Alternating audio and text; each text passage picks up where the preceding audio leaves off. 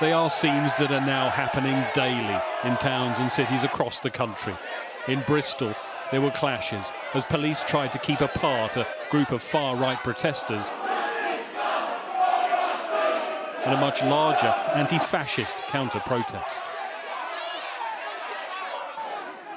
It felt unpredictable, confrontational and tense, as in so many places in the last few days, the police right in the middle of the disorder.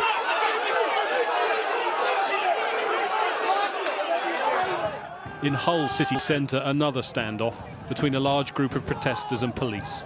Some were filmed taking a piece of scaffolding, apparently to use as a missile, and what's become the soundtrack for many taking part in these protests. We want our country back! We want it now! We want our country back now!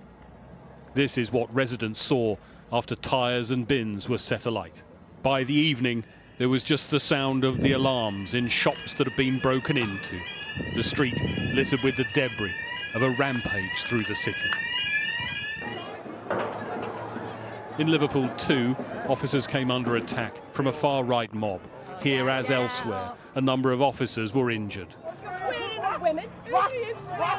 Police in running battles with some of those in the city's streets.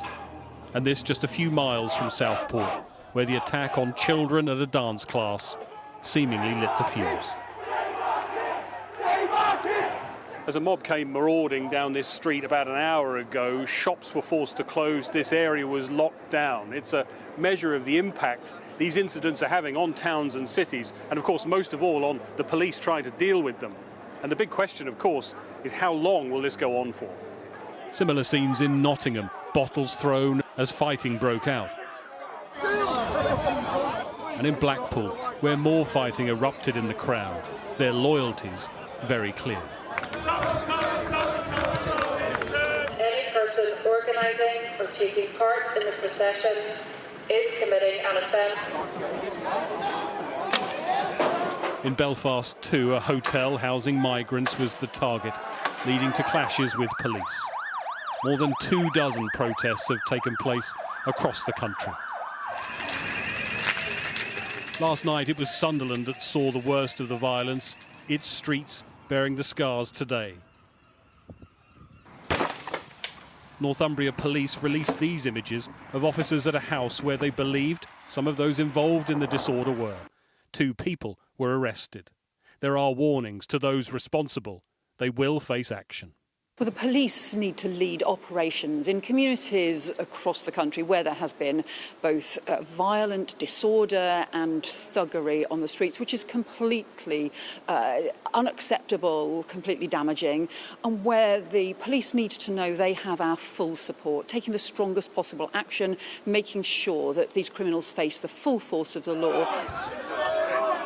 In Manchester today, a supermarket was ransacked by a mob as they ran from police.